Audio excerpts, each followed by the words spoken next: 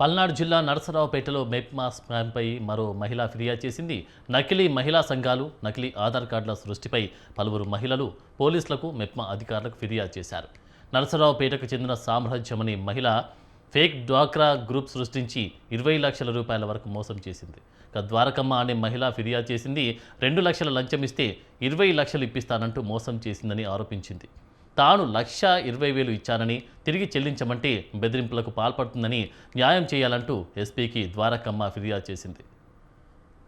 ఇదే అంశానికి సంబంధించి పూర్తి డీటెయిల్స్ మా ప్రతినిధి వీరస్వామి అందిస్తారు. వీరస్వామి. పల్నాడు జిల్లా నరసరావుపేట మెప్మాలో మరో కుంభకోణం మాత్రం వెలుగు చూసింది. దీని మీద చూసుకుంటే మాత్రం ఏదైతే నకిలీ డ్వాక్రా గ్రూపులు సృష్టించి తనను మోసం చేశారని బాధితురాలు ద్వారకమ్మ ఎస్పీ కృష్ణారావుకు ఫిర్యాదు చేసింది.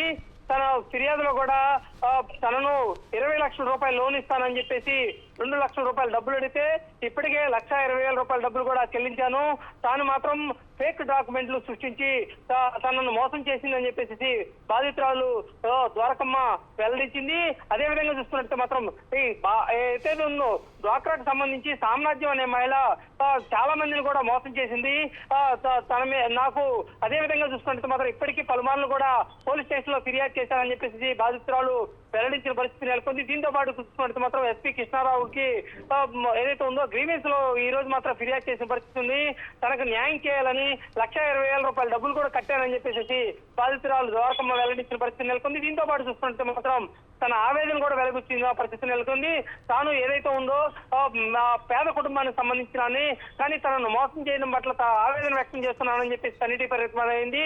సామ్రాజ్యం పట్ల ఏదైతే ఉందో కఠిన చర్యలు తీసుకొని నాకు న్యాయం చేయాలని బాధితురాలు వేడుకోవడం జరిగింది. అదేవిధంగా చూసుకుంటే మాత్రం గత వారంలో కూడా చూసుకుంటే ఒక బాధితురాలు ఎవరైతే ఉన్నారో ఆమె కూడా కంచెర్ల సుజాత అనే బాధితురాలు కూడా మెప్మాలో కూడా తనను కూడా నకిలీ డ్వాక్రాలు సృష్టించి మల్లెల అనిల్ అనే మహిళలు కూడా తనను మోసం చేసిందని గత వారంలో కూడా ఏదైతే ఉందో సుజాత ఎస్పీ కృష్ణారావుకు ఫిర్యాదు చేసింది. అదేవిధంగా చూసుకుంటే మాత్రం నకిలీ డాక్యుమెంట్లతోటి నకిలీ గ్రూపులు సృష్టించి 10 లక్షల రూపాయలు నాకు తెలియకుండా డబ్బులు తీసుకుంది. బ్యాంకుల నుంచి కూడా నాకు ఏదైతే ఉందో నోటీసులు రావడంతో నేను వెంటనే ఎస్పీ కార్యాలయానికి ఫిర్యాదు చేశానని చెప్పేసి గతంలో చూస్తుంటే మాత్రం బాధితురాలు సుచేత కూడా చెప్పిన పరిస్థితి నెలకొంది. ఇప్పటికి మాత్రం స్కాములు ఒకదాని తర్వాత ఒకటి స్కాములు మాత్రం మెప్పాలో వెలుగు చూస్తుందని చెప్పుకోవాల్సిన పరిస్థితి నెలకొంది.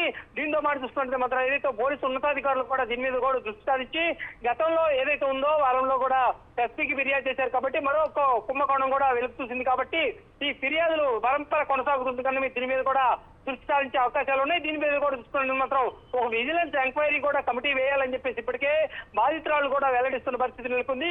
అదేవిధంగా చూసుకుంటే మరి ఎంతో మంది బాధితులు కూడా బయటకు వచ్చే వెల్లడిచ్చే అవకాశాలు కూడా ఉన్నాయి. దీంతో పాటు చూసుకుంటే మాత్రం ఇప్పటికే కొంతమంది బాధితురాలు కూడా ఏదైతుందో బయటకు వచ్చారు కాబట్టి మరికొంతమంది ఎంతమంది బాధితులు వస్తారు, మెప్మాలో ఎంత కుంభకోణం వెలుగు చూస్తుంది అని చెప్పేసి దీనికి కూడా దృష్టి సారించే అవకాశాలు కూడా ఉన్నాయి. అదేవిధంగా చూసుకుంటే మాత్రం దీని మీద పోలీసు ఉన్నతాధికారులు ఎలాంటి చర్యలు తీసుకుంటారో అనేది మనం వేచి చూడాల్సిన అవసరం ఎంతైనా ఉంది. ఆనంద్.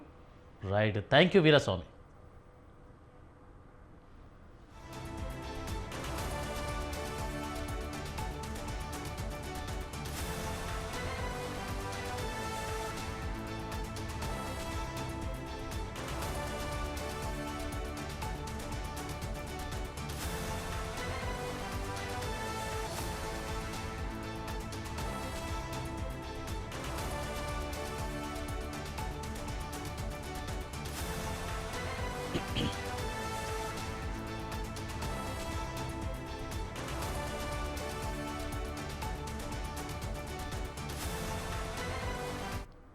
నాకు అగపడి పాలపర్తి సామ్రాజ్యం అయితే నేను గ్రూపులు పెడితే 20 మందికి 20 లక్షలు ఇప్పిస్తాను, నాకు 2 లక్షలు ఇవ్వమనంది. నా కాడైతే 2 లక్షలు లేవు, 1,00,000 రూపాయలు ఉంటాయి తీసుకోమన్నాను. తర్వాత లోన్ వచ్చినప్పుడు నేను 1,00,000 రూపాయలు ఇస్తానని చెప్పాను. తర్వాత మళ్ళీ ఒక వారం ఆగినాక నా దగ్గరికి వచ్చి ఒక 20,000 నాకు సేబదురుగా కావాలని అంటే వాళ్ళ కొడుకుని పంపిస్తే మా ఇంటికాడికి వస్తే నేను ఇచ్చాను. ఇస్తే ఈ రోజుకి 2 సంవత్సరాలు అవుతుంది. 2 సంవత్సరాలు అయినా నాకు డబ్బులు ఎవరైందని అడుగుతున్నా కూడా అసలు నా ఫోన్ ఎత్తకుండా స్విచ్ ఆఫ్ చేసుకొని కూర్చుండి వాళ్ళ ఉన్న అపార్ట్మెంట్లోకి ఎన్నిసార్లు నేను వెళ్ళొచ్చినా కూడా అసలు అక్కడ ఇదిగో నేను వస్తున్నాను అంటుంది, మళ్ళీ అక్కడ ఉండదు. కానీ నేను ఇచ్చిన డబ్బులు మటుకు వాళ్ళ ఆయనకి మటుకు చెప్పొద్దని చెప్పింది. ఇప్పుడు మొన్న వెళ్ళాను, 10 రోజుల కిందట కంప్లైంట్ ఇచ్చాను. కంప్లైంట్ ఇస్తే పొద్దున్నే ఫోన్ ఎత్తింది, తర్వాత స్విచ్ ఆఫ్ చేసుకొని కూర్చుంది. స్విచ్ ఆఫ్ చేసుకొని కూర్చుంటే నేను మేడానికి మాట్లాడాను, ఎస్ఐ మేడం మాట్లాడింది నాతోటి. అయితే మా మంది